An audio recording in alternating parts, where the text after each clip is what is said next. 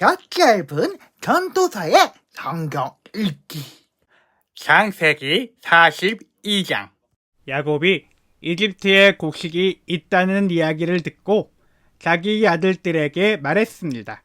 왜 가만히 앉아서 서로 얼굴만 쳐다보고 있느냐?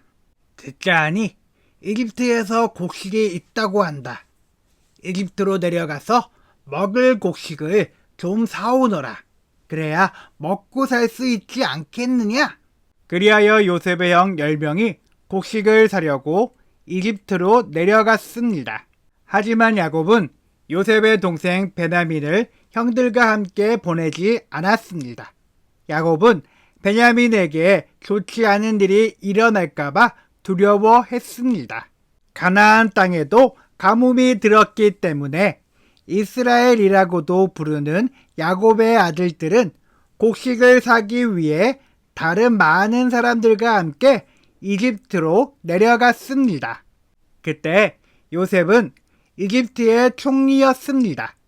요셉은 곡식을 사러 오는 사람들에게 곡식을 팔고 있었습니다. 요셉의 형들도 요셉에게 왔습니다.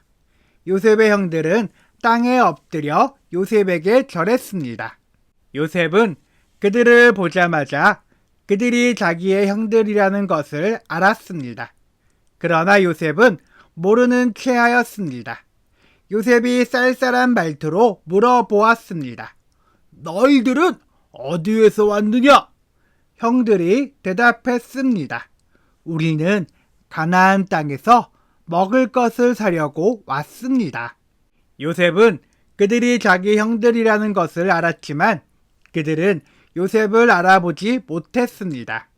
요셉은 형들이 자기에게 절하는 꿈을 꾼 것이 생각났습니다. 요셉이 형들에게 말했습니다. 너희들은 정탐꾼이다. 너희들은 이 나라의 약점을 알아내려고 왔다.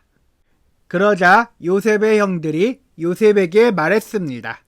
네, 주여, 그러지 않습니다.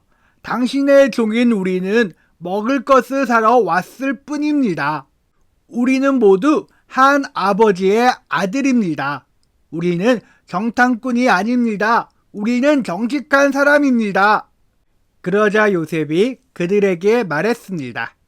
아니다. 너희들은 이 나라의 약점을 알아내려고 왔다. 그들이 말했습니다. 우리는 12형제 중 10명입니다. 우리는 한 아버지의 아들입니다. 우리는 가나안 땅에 살고 있습니다. 우리의 막내 동생은 지금 그곳에 우리 아버지와 함께 있습니다. 그리고 우리의 다른 동생은 없어졌습니다. 요셉이 그들에게 말했습니다. 내 말이 틀림없다. 너희는 정탐꾼이다. 그러나 너희들 말이 거짓말이 아니라는 것을 증명할 기회를 주겠다. 살아계신 파라오께 맹세하지만 너희의 막내 동생이 여기에 오기 전까지 너희는 이곳을 떠나지 못한다. 너희들 중 한 명이 가서 너희 동생을 데리고 오너라.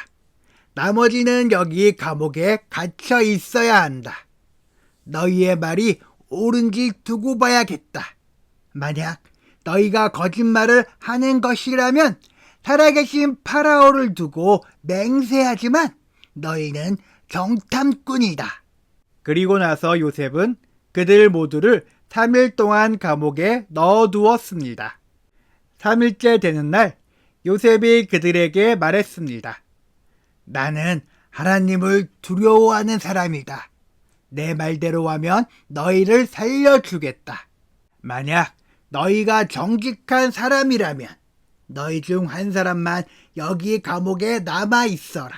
그리고 나머지 사람들은 곡식을 가지고 돌아가서 너희의 굶주린 식구들에게 먹을 것을 주어라. 그리고 나서 너희의 막내 동생을 데리고 오너라. 만약 그렇게 하면 너희의 말이 진실인 줄 알고 너희를 살려주겠다. 그들은 요셉의 말대로 하기로 했습니다. 그들이 자기들끼리 말했습니다. 우리가 동생에게 한 일 때문에 이런 벌을 받는가 보다.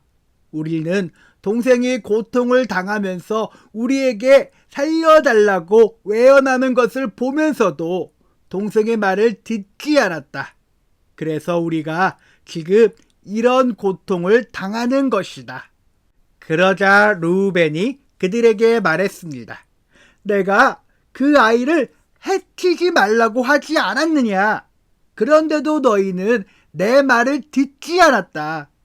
그 아이에게 한 일 때문에 우리가 지금 이런 벌을 받고 있는 것이다. 요셉은 자기 형들에게 말할 때 통역하는 사람을 통해서 말을 했습니다. 그래서 형들은 요셉이 자기들끼리 하는 말을 알아들을 거라고 생각하지 못했습니다. 요셉은 형들이 있는 곳에서 나와 울었습니다. 그리고 얼마 있다가 다시 돌아와 형들에게 말했습니다. 요셉은 시므온을 붙잡아 다른 형들이 보는 앞에서 시므온을 묶었습니다. 요셉은 종들에게 자기 형들의 가방에 곡식을 가득 채우라고 말했습니다. 그리고 곡식을 사기 위해 가지고 온 돈도 다 돌려주고 집으로 돌아가는 동안에 필요한 물건들도 넣어주라고 명령했습니다. 종들은 요셉이 하라는 대로 했습니다. 그리하여 요셉의 형들은 곡식을 나귀에 싣고 길을 떠났습니다. 하룻밤을 머문 곳에서 형들 중 한 명이 나귀에게 먹이를 주려고 자루를 열었더니 자루 안에 돈이 있는 것이 보였습니다. 그 사람이 다른 형제들에게 말했습니다. 곡식을 사려고 낸 돈이 여기 자루에 그대로 있다.